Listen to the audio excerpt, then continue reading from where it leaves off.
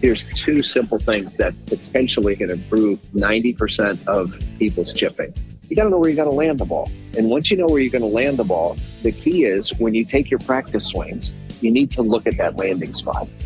You do not need to look at the hole, which is what almost everybody does. As you go, okay, I'm going to land the ball 20 feet away, and now I'm making my practice swings, and yet I'm looking at the hole. What ends up happening is you know where you're going to land the ball, but you've looked at the hole the entire time. And at some point, when you get up to hit this shot, your brain goes, hey, dum-dum. No, not the hole, the landing spot. Easiest drill you can learn to do this is just take a club and put it across where your target line is. And all I want you to do is put that where you're going to land the ball, take your practice swing and get 5 or 6 of them and see how many of those chips that land either on the club or just over the club.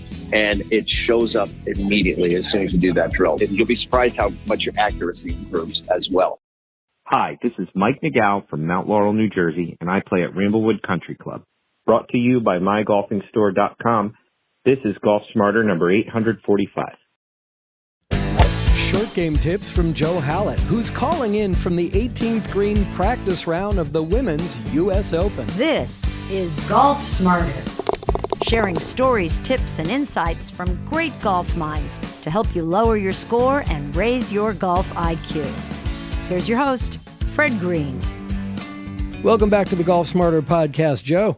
Fred, it is a pleasure to be with you as always. And for your listeners, I do have to tell you that I owed Fred a call, I think last week. And Fred, your diligence has superseded my inability to kind of be on time. As you said, aren't most golfers on time? Don't they get penalized if they're late to their tee time? And gosh, I'll Friday, we were just out finishing up a practice round here at the Women's U.S. Open. And my alarm buzzer went off, and quickly I was texting you and saying, hang on for a second. So how are you, my friend? My diligence is only because I love having you on the show, because you always have some great insights and phenomenal instruction to bring along. So I wasn't going to let you go. I'll do my best. All right. You always do. So first of all, let's talk about where you are right now and why you're late. This is, you know, and it's even for amateur golfers and competitive golfers, this is that time of year when all of a sudden the month of June starts rolling around. And I believe the USGA owns the month of June, if I'm not incorrect, because there is a USGA championship somewhere, everywhere. And the month of May is USGA qualifiers. And I am currently down at Pine Needles in Pinehurst, North Carolina, for the U.S. Women's Open, and walking around and helping some of my my players out there get ready for what is indubitably, you know, probably one of the toughest tests of golf, excuse me, year after year that there is. And you know, you've got some guy named Donald Ross that laid something out here, and usually that's enough to make it difficult. But you know, the USGA can trick things up a little bit and kind of go, oh, if you thought it was tough normal, wait till you see what we do to it. So, but isn't that the point of a U.S. Open, whether it's men or women, is for the course to be the star of the show and see who can conquer the course? You know what, and Fred, you're 110% correct. And you've got the groundwork by Donald Ross, and you've got a little bit of a redesign here since they had the last opening here. And they've taken the rough out, and they've gone much more back to what you're familiar with in the Southern Pines area, which is the sandy kind of waste areas with the native grass growing in it. And the course is in phenomenal shape. It is absolutely gorgeous. And exactly as you said, you know, it's neat being around veteran players, because they kind of know, you can watch them plotting their way around the golf course. And then they kind of know, you know what, on Thursday and Friday, we can hit a ball over here. But on Saturday and Sunday, there's no way that ball will stay up there. And you saw a lot of players dropping golf balls, and all of a sudden the golf ball, it's like the dreaded, you know, for parents, it's the worst noise you can hear at night, which is just a cough from your kid, because you know it's going to get worse. And when you see that first ball, and all of a sudden it takes about half a turn, and you go, oh no, where is this one going to end up? Yeah. And the minute you see that, you just start laughing and laughing. And let's put it this way. I didn't see too many people chipping from, I don't know, 1 or 2 yards away from the edge of the green, because there isn't a ball that will stay there. And now you've got all your undulations, and really all part of it is kind of having a little bit of an experience and kind of going, where can I hit the ball on this hole and end up with something that resembles a safe chip shot? And it's very interesting because you see the real mind game come out. And, Fred, you probably know that too. It's kind of like when you go to your golf club and you play in the club championship, and you go, good Lord, I shoot 75 or better on this course every time I play it. Well, it ain't the same golf course when your club championship is there. The fairways are a little tighter, the greens are a little faster, the rough is a little longer, and all of a sudden it's not the same. So you got to use that 15th club in the bag, that thing between your ears and underneath your cap. Well, first of all, I've never played in a club championship, or actually, I don't think I've ever played anything competitive as far as golf is concerned. But I can understand why the USGA would want to bring the best golfers in the world, men and women, to their knees for great competition, great television. But I've always had an issue with the USGA being an advocate for the golf course and not the golfer. And I'm also a big fan of bifurcation, where there should be sets of rules for the amateur golfer and, the professional golfer, or the highly competitive, whether it's semi-professional or not. But why? And what you mentioned about chipping off the green, that's something I wanted to talk about. We will talk about later. I'm going to get some tips and drills for short game drills from you later on.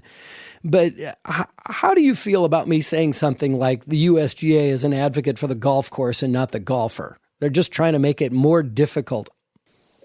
Well, and that is truly, it's you know what, and I think the way you put that really can be taken as a compliment that I don't think the players see a lot when you're in there. And, so many times, we watched, the events on the PGA and the LPGA Tour and TV, and we see, these plush golf courses and these beautiful greens and expert manicuring, and these guys are shooting 16, 17, 18 under par. And we start thinking to ourselves, man, I bet I could do that if I played on that kind of golf course. Well, you see the beauty of the golf course at the USGA event, but what's lying beneath that beauty is a real beast. And it's literally, they're showcasing the beauty of the golf course, but they're also showcasing spec that's needed. And I've heard so many words describing a USGA event from players in the past however many years, but the ones that keep popping out are give the course its due respect. Just don't get greedy, and you can kind of enjoy the event a little bit, if that's even possible. It's a major, and it's one that's kind of built to say, who can get tortured long enough, or who can not be greedy long enough, or who at one point is going to get a little bit upset and say, I'm not going to respect this course at all anymore. I'm going to take some shortcuts, and I'm going to try driving this bunker. And that's when things will really take a turn for the worse. So here you are at the U.S. Open. You're working with women of the LPGA. How many students do you have that are out there who are qualified to play in this U.S. Open?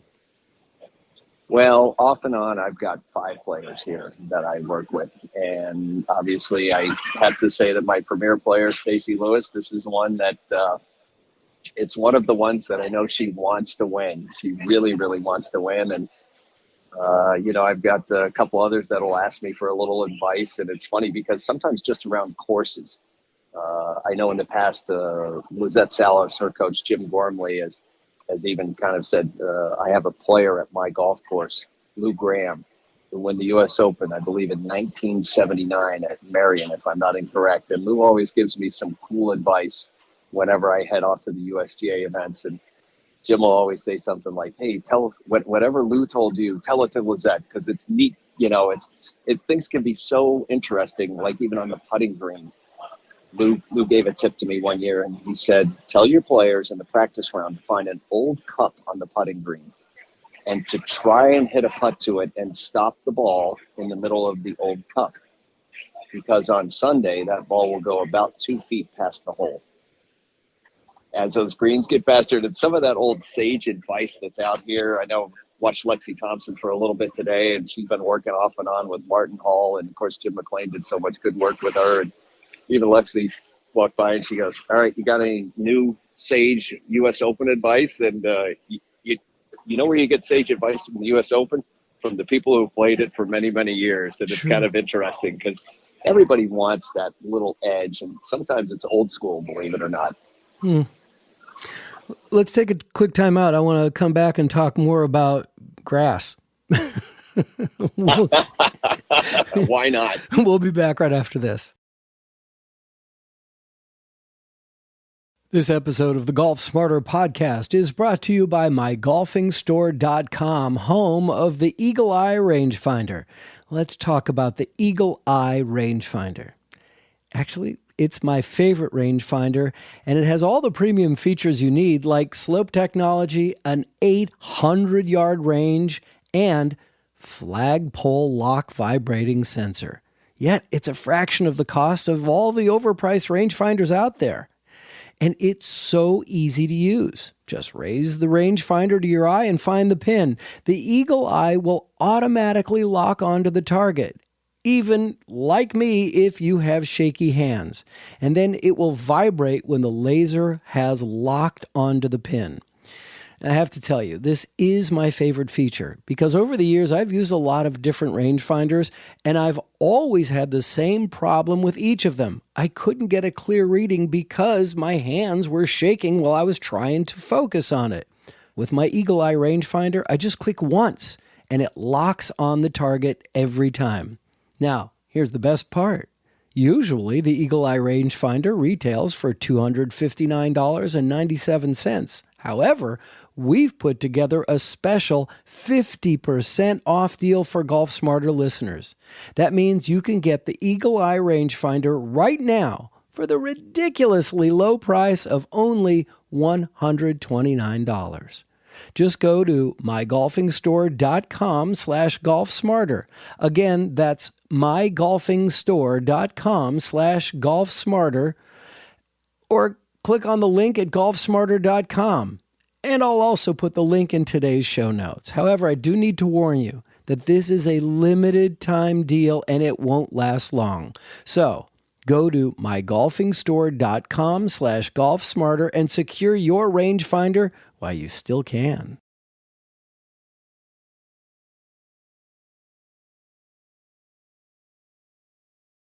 Joe, it fascinates me. I play a golf course out here. A friend of mine's a member, and it feels like the course that we play, there's like 4 or 5 different types of grass on the course. So it kind of makes me crazy. How do you prepare for different types of grass? And should you prepare for different types of grass?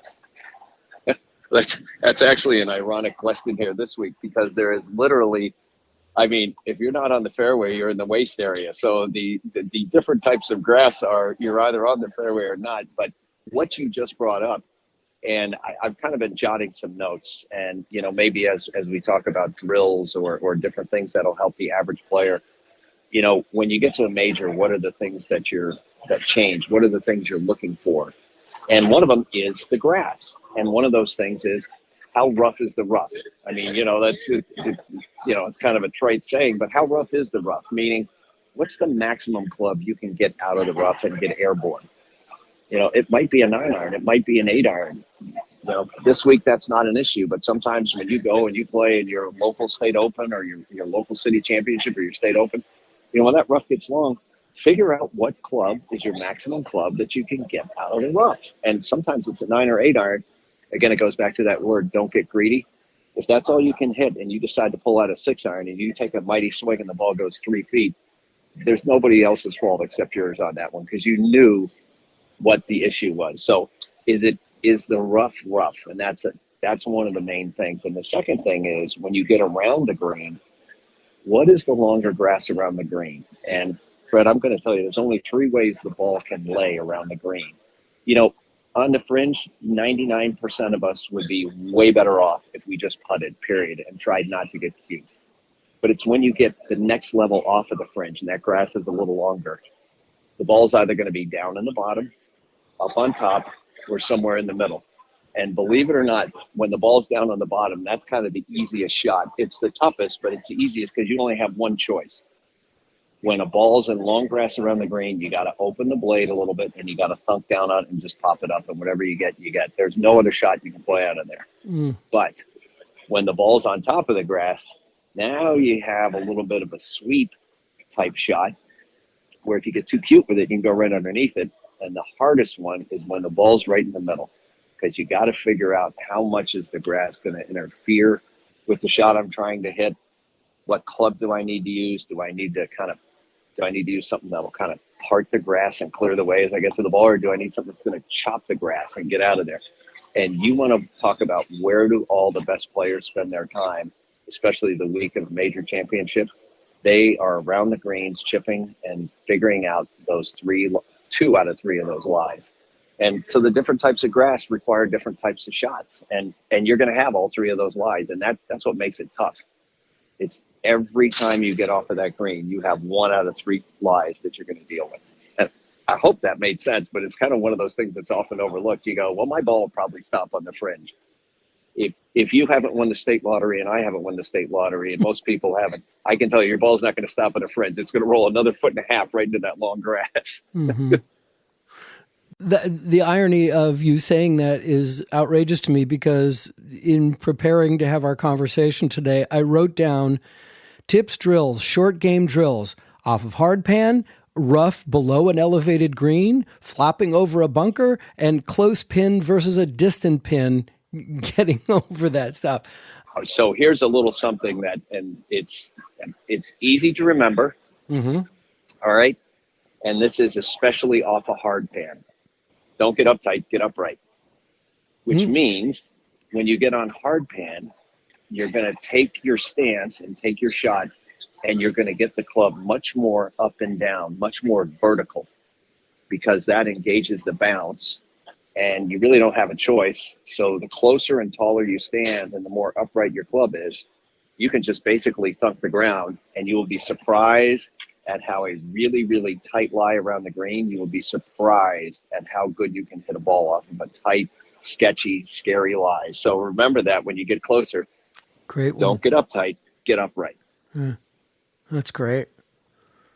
All right, we'll get back to that stuff later. But when I was asking about the different reporting on the different grasses at this golf course that I play, I meant like 3 or 4 fairways. It feels like the grass is completely different than the other 12. It's like, wait, you don't even have consistent grass throughout the golf course? Is that? Yeah, they probably, those are called irrigation issues. Oh, I'm glad you're laughing, because it drives me crazy. Well, and what ends up happening, and that happens on a lot of courses, sometimes there's bad drainage and you have to dig up certain parts of the fairway. And it is one of those, it's like all of a sudden you'll get to a fairway and you go, wait a minute. All the grain is going one direction, except for this nice 10-yard spot that it's going the other direction. And it's impossible to swing and hit through it. And they start out with the best intentions, but when things need to get fixed on a golf course, sometimes, you cut sod, you roll sod up, and if you put it down facing the wrong way, all of a sudden you got a fairway that goes, I don't get it. There's a block of grass in here that makes no sense to me whatsoever. So, give that a good 2 or 3 years and some fertilizer and some mowing, and then all of a sudden everything gets back to normal. But yes, I know the exact situation you're talking about. I think every course has that. It's like, God, that fairway on 14 is just awful, and it's different grass, and they go to put something down there, and the studious or the experimental superintendents are like, all of a sudden they figure out they've got some new form of grass, and they go, well, we got to resod this anyway a little bit. Let's see how that works. And all of a sudden you go, gosh, we really like that grass on 14. And then, then the club says, oh, we should replace all the fairways. And then they go, well, but that would cost this much. And you go, we'll just leave 14 the way it is. Yeah, right. comes down to the cost. That is literally one of those things that's kind of the bane of what happens out there, unfortunately. But 99% of the time, it's a maintenance issue where they had to fix something, and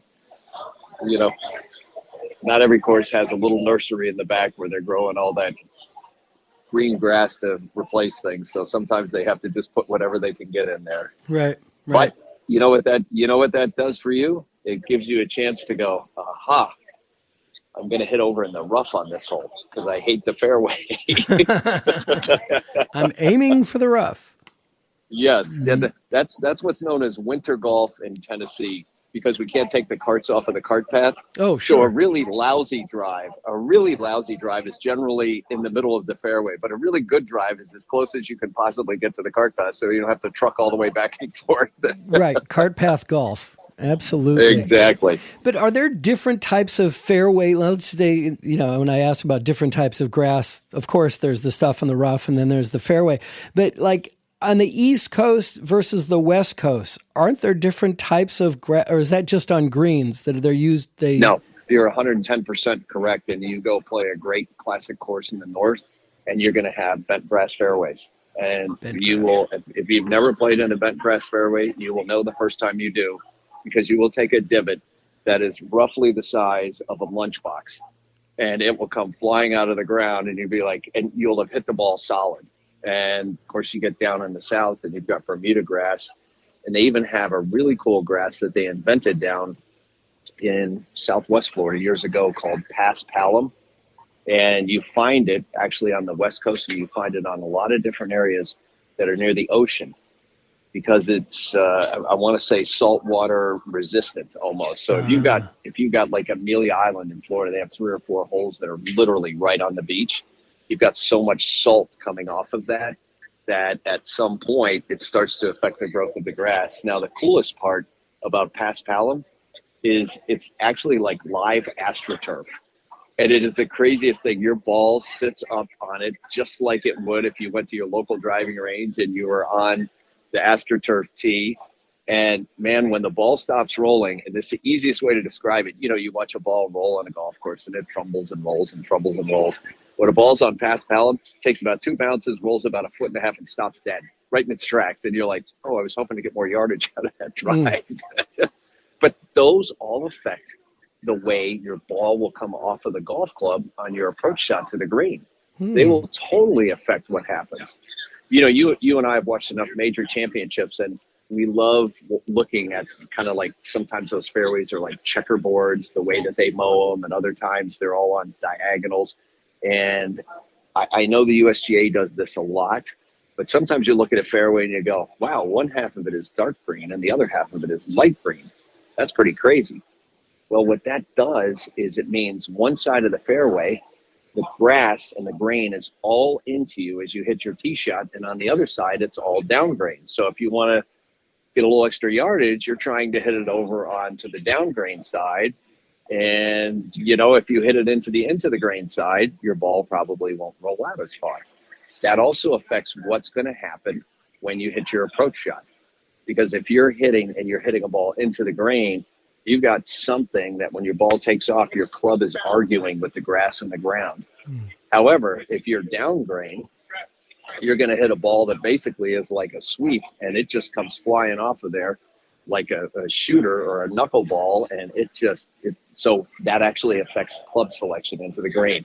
These are the things. I'm sitting here in the media area in player dining right now, and Stacy's caddy Travis Wilson just walked by, and these are the things that the top-notch caddies literally are always looking at. It's much more than just picking up a bag and walking along with a player.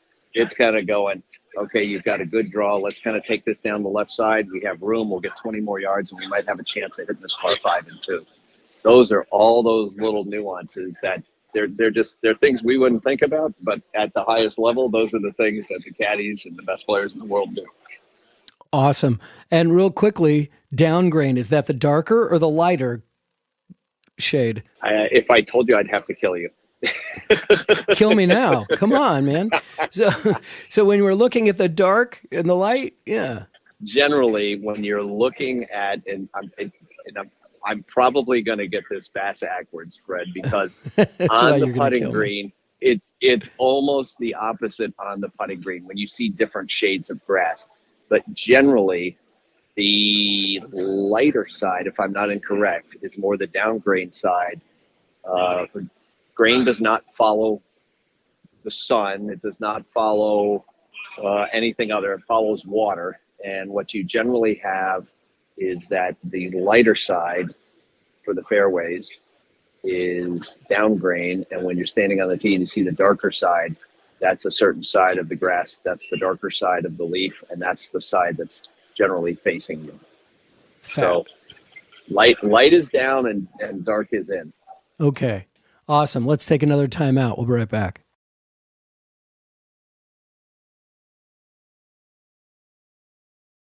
Is being at a U.S. Open event or any major event like that, is it also, you teach teachers. Is this like a convention for all the teachers to get together and hang out and trade stories? Or do you not talk to each other because you have students that are competing against one another? Fred, you just asked the greatest question in the world. And I'm going to tell you something funny.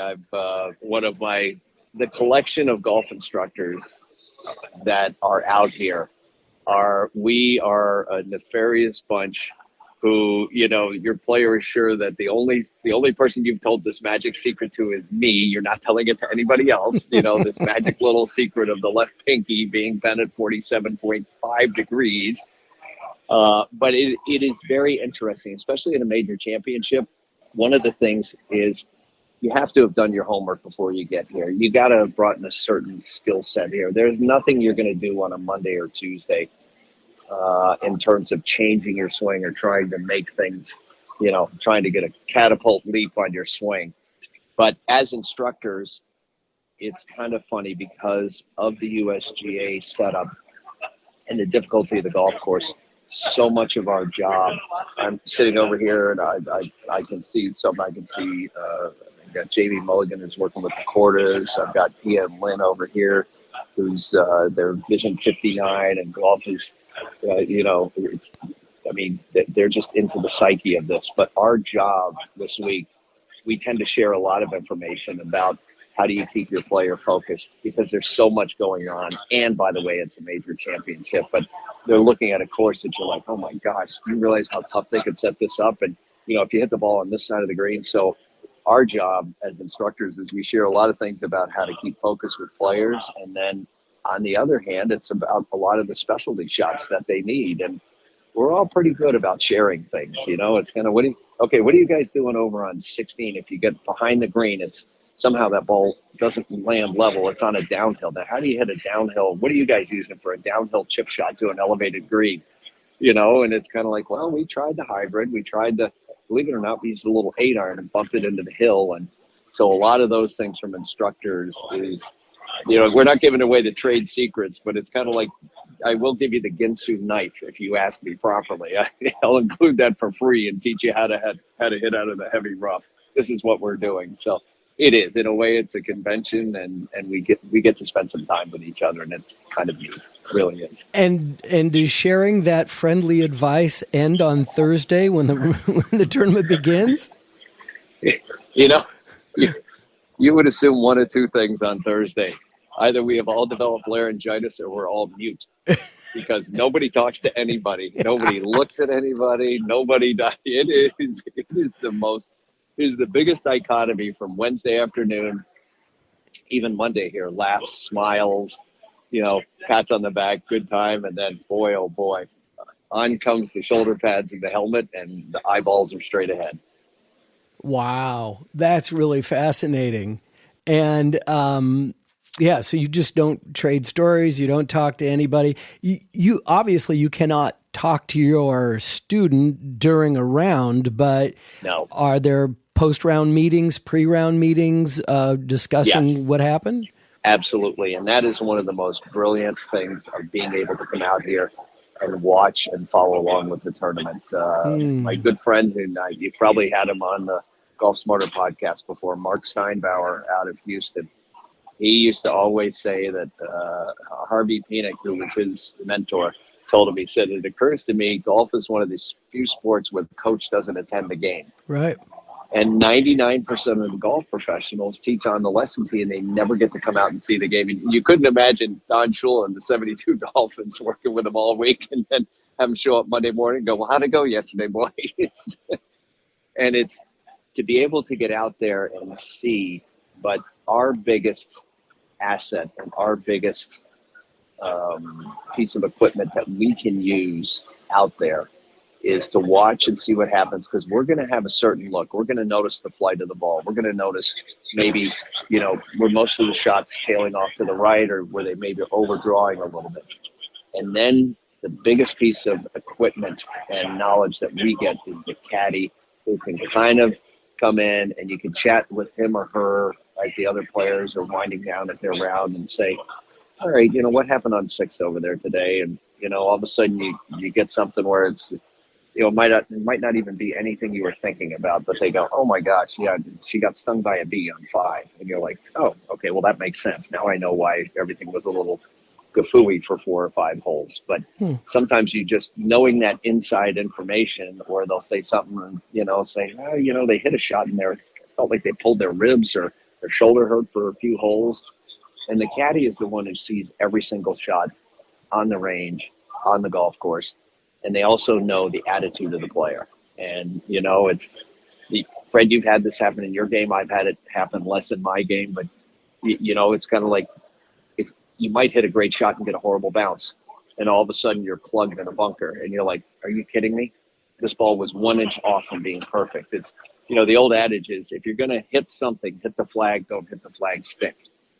If you hit the flag, the ball drops down. But if you hit the flag stick, it'll careen off and go into the bunker. And you're like, okay, I just hit a really good golf shot and, hoping you're going to make birdie, and you walk away with double bogey on the hole. So those are the type of things that we can't do anything during the round, but boy, we can catalog a lot of information. Afterwards, you can kind of go back and go, well, here's the technical that caused that. And they want to go work on something, or they want to hit their driver, and you go, why don't we go hit some longer putts? Because we didn't do too good on those long putts today. Let's see if we can get them a little closer. And then you go have some fun on the green, and you try hitting some 50-foot putts and 60-foot putts, and all of a sudden you hit it, and their attitude changes, and they're like, man, this is good. If I hit that par 5-2 tomorrow, I know I'm going to have a long putt, but I feel more comfortable over it. So there's a lot to go on. Just, in a way we're spectating, but in a way that little computer between our ears is going, I like what I'm seeing. And sometimes that's the hardest part for a player who's not quite performing. And you go, you're trending. You finished in balance every time today. Your putting speed was fantastic. You keep throwing all those positive and all those goods at them. Sure, of course. When you talk about the attitude of a player, bad rounds happen. It's just, that's golf, and sometimes it's completely out of your control where the ball lands, or if it's just not coming off the club face right. Those things happen, and for an amateur golfer, a recreational golfer, it can last a week, right, or longer. It's I come home from a round of golf, my wife was like, did you have fun? It's like, fun? I was playing golf. Of course it was fun, but it was also incredibly frustrating.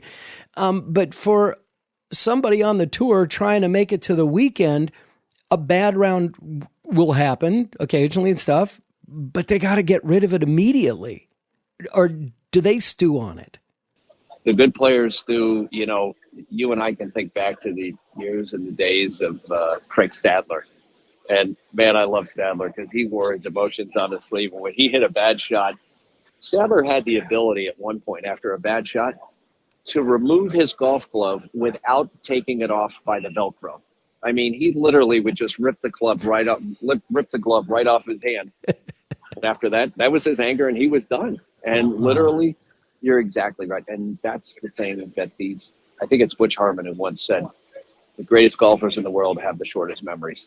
Mm-hmm. And literally, they hit the shot, and they either want to know what caused it. And what's the most important thing? And that's the difference between, the amateur golf and the pro is it's like, I got another job I got to take care of. I have a shot at hand. Let's put my energy into that one. Let's go up there and figure out it. It isn't about score, and it isn't about, oh God, I can't believe I hit it that bad. It's like, we have a new job.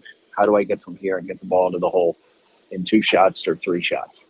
Yeah. And that's the difference. And you just said something, and I hope you need to make this a promo for your show. And with all due respect towards parents of junior golfers, Fred, you said the smartest thing. Sometimes bad golf happens. And it does. And that's the game. And it happens. Every round is not perfect. And I know some of the parents, that are so, they want their kids to do so good, but there are bad rounds. And those are part of this game. And it's okay.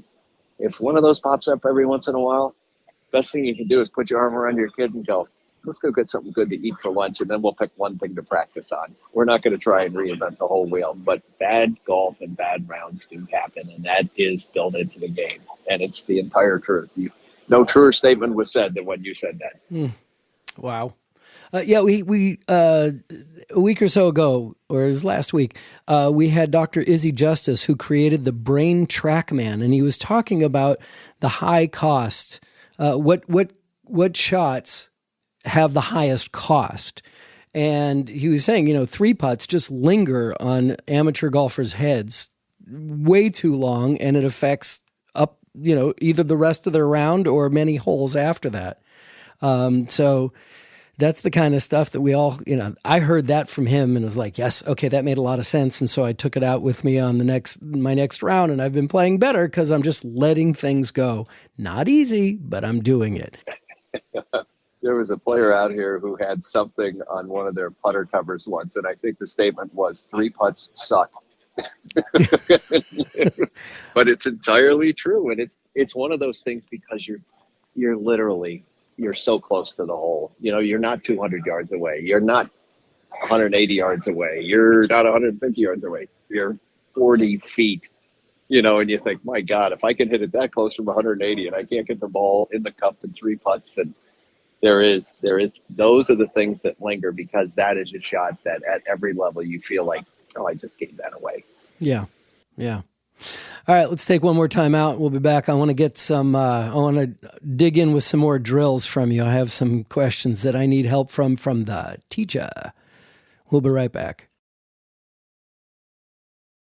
This week on Golf Smarter Mulligans, on an episode we call 300-Yard Drives Won't Lower Your Scores, we talked to Jeff Ritter on a variety of topics, including having the right competitive attitude. When I was a kid, I would hit a shot to a green, and the moment I hit the green, I would say, okay, well, that's par at worst. All I have to do is 2-putt.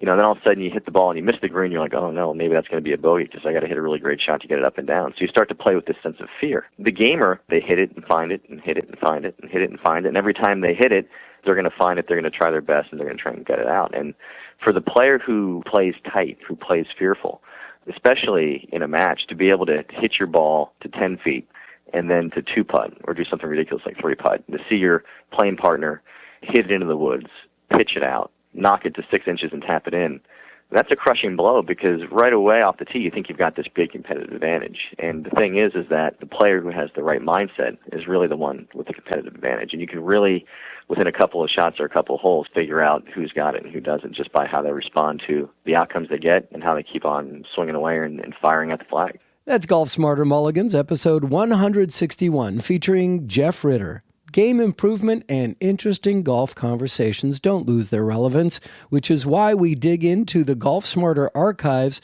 for episodes that are just no longer available on any podcast app. So now you get 2 episodes of Golf Smarter every week. Golf Smarter on Tuesdays and Golf Smarter Mulligans published every Friday. Please subscribe and review us from wherever you listen to your podcasts.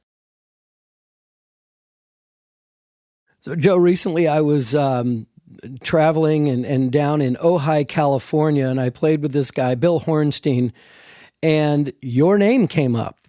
I'm like, he says, do you know who Joe Hallett is? I'm like, yeah, I know who Joe Hallett is. He's been on the show a lot. And he goes, oh, well, I just started taking lessons from him remotely, randomly. And does the name Bill Hornstein register with you? You remember this? Absolutely. And I just want to tell you that is a different answer than most people that say, do you know Joe Hallett? And do you know where he is? Because he owes me money. That's usually the one. That's usually the one that follows that particular interrogation of questions. But that's part of technology today. It's so neat to just kind of be able to help people remotely. Yeah. No, he had nothing but great things to say about the help that you were giving him. Congratulations on that. All right, let's talk a little bit more about some drills. You gave me the hard pan, straight up. The rough below an elevated green, there's the rough in the middle of it. Let's talk about different ways of getting up to the green and how much energy to put behind the club, or is it not, does it all feel? Where we go with that? I would love to say it's all feel, but if you take the time to physically kind of chart out a chip shot the way you would 150 or 100-yard shot to the green, you'd be surprised how fast that will help your short game. Explain and one that. of the things is a simple thing you can do. Here's two simple things that potentially I think can improve 90% of people's chipping. One of them is you got to know where you're going to land the ball. And even a 25 or 30 handicapper, kind of, and that's no disrespect, so what I'm saying is this isn't a magic little spot you got to find. You got to know where you got to land the ball. You got to know, okay, the hole is over here. I'm off the green. I got to land the ball 10 feet on. And once you know where you're going to land the ball, the key is when you take your practice swings, you need to look at that landing spot. You do not need to look at the hole, which is what almost everybody does. As you go, okay, here's the pin. It's 40 feet away. I'm going to land the ball 20 feet away, and now I'm making my practice swings, and yet I'm looking at the hole. So what ends up happening is you know where you're going to land the ball, but you've looked at the hole the entire time that you've made your practice swing. And at some point, when you get up to hit this shot, your brain's going to go, wait a minute, no, we're not going to the hole. We're going to the landing spot. And what ends up happening at that particular point is you end up hitting your chip a little bit off center. You hit it shorter, and you do not have a consistency. And the easiest drill you can learn to do this is just take a stick or a club and put it on the green and put it across where your target line is. So it's not pointing towards the hole, it's pointing east and west rather than north and south, if you follow what I'm saying. Yeah. And all I want you to do is put that where you're going to land the ball, take your practice swing, and see how many of those chips, get 5 or 6 of them, and see how many of those chips you can hit that land either on the club or just over the club. Because the minute you do that, the first 3 or 4 that you do, I promise you, they'll be short of the club, and they'll be markedly short. Like they'll be 3 or 4 feet short of it. And you go, well, no wonder I'm a lousy chipper. Think about what your brain's done. You knew where the landing spot was, right? You went back, you took some practice swings, you looked at the hole, and just about the time you start to take the club back, your brain goes, hey, dum-dum, no, not the hole, the landing spot. So what ends up happening is all of a sudden you have this swing and you're like, oh, don't hit it too hard. Mm-hmm. And it shows up immediately as soon as you do that drill. That is literal. You'll be surprised how much your accuracy improves as well.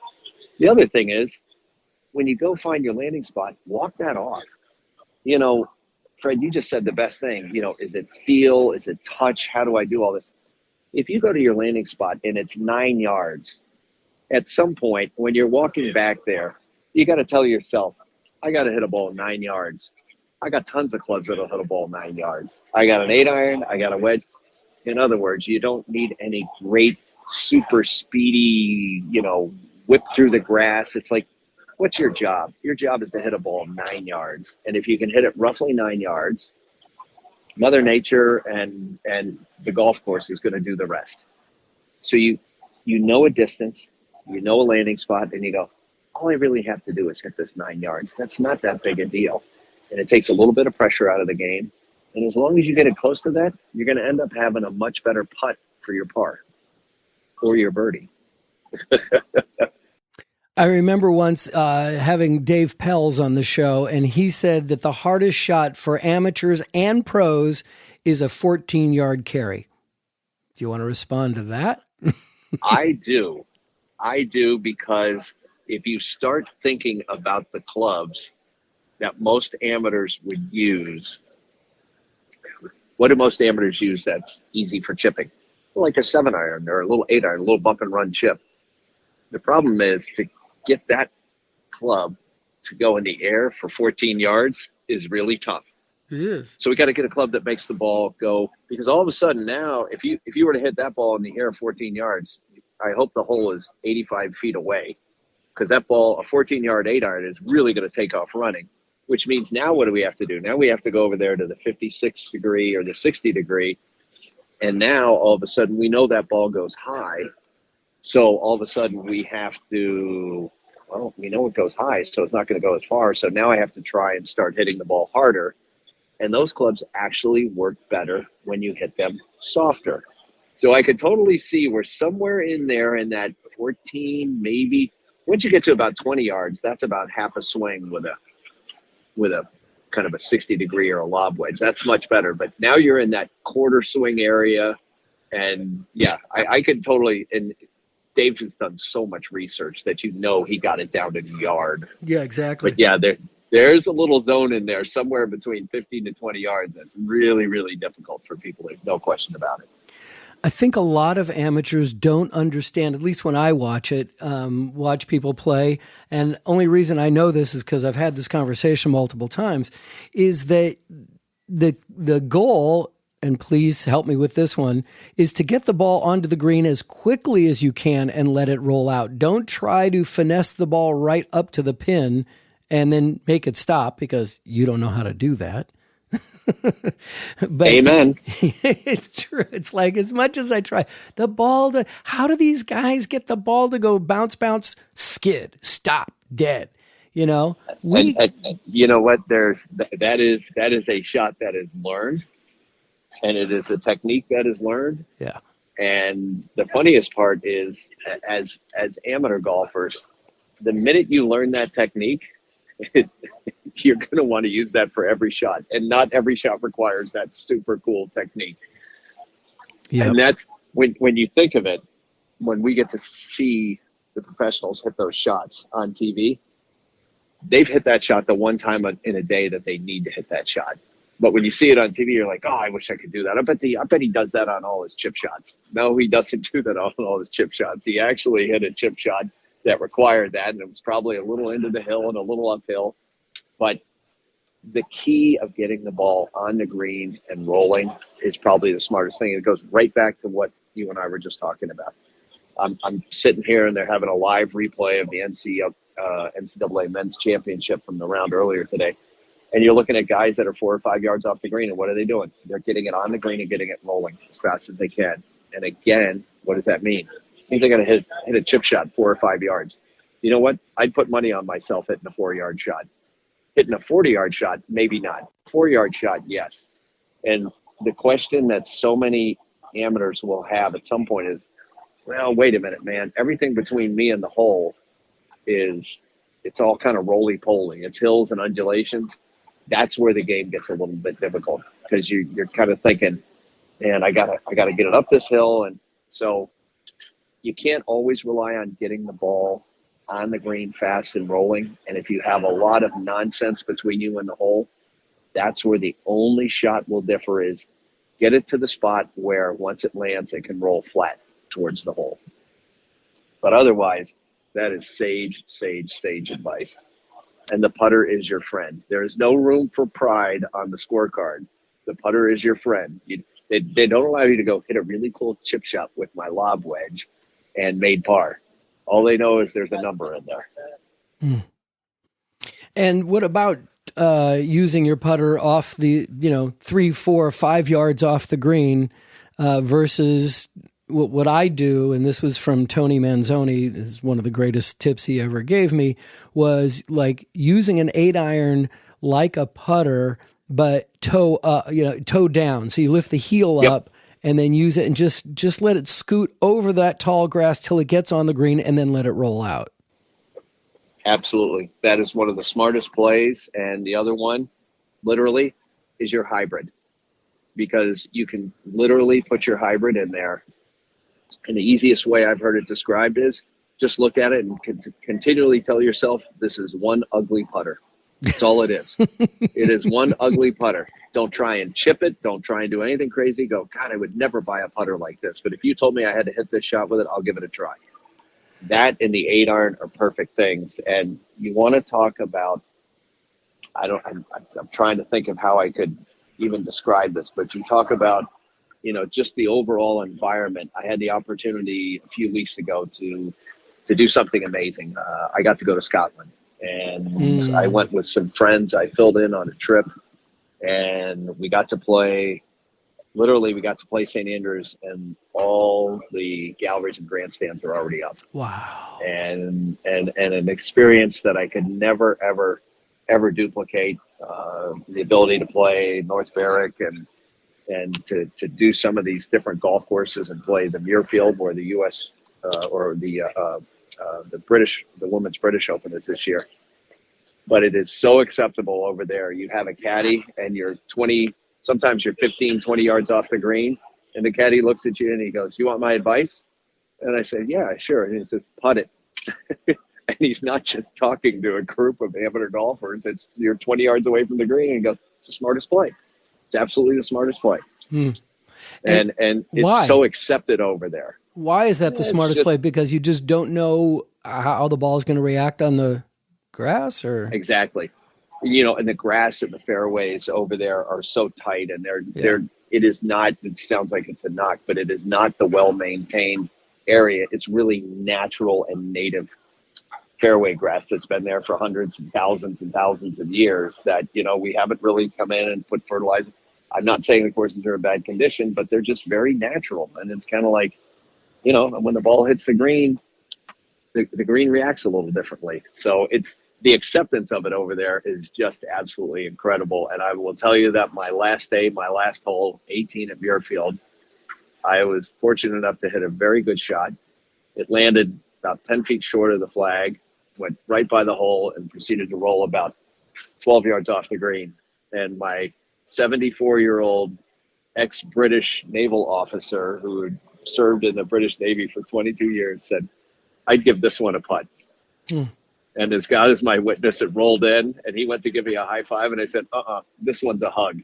That's what I love. So that left an indelible impression on me about, what's the object of this game? The object of the game is to bat this stupid little ball around a field, and why don't you do it the smartest way possible? Right. Golf smarter, man.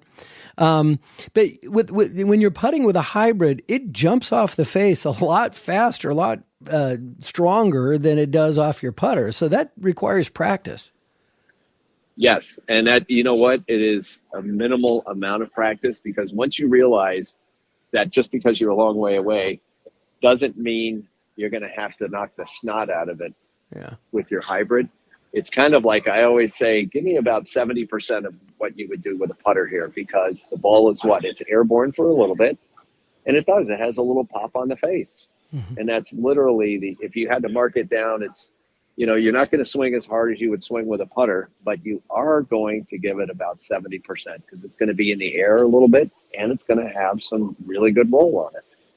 Awesome. Well, listen, Joe, good luck this week. Listen, do me this favor. If you happen to notice a camera pointing at you while they're broadcasting this, just pick your nose and we'll know it's for us. It's like it's your little Carol Burnett ear pulling. Just pick your nose and just say, hey, waving to the Golf Smarter community. How about if I just pull my ear? I'd rather do the Carol Burnett than to pick my nose. Fred, I love you, brother. You are absolutely the greatest. And this is the best part about Golf Smarter. It's fun. There's a little bit of something for everybody, and that's why I love hanging around with you. Oh, man, you're the best. Thank you so much, and good luck this week, and we'll talk again soon. I may need a frontal lobotomy after the end of a major championship, but we'll talk afterwards. Hey, today's episode was introduced by Mike Nagao of Mount Laurel, New Jersey. He's getting the opportunity to choose the gift he'd like to receive for opening today's episode. I invite you to also be part of Golf Smarter and get a free gift just for leaving a voicemail. Write to GolfSmarterPodcast@gmail.com or click on the Hey Fred button at GolfSmarter.com and let me know that you'd like to introduce an upcoming episode, and I'll send you some simple instructions.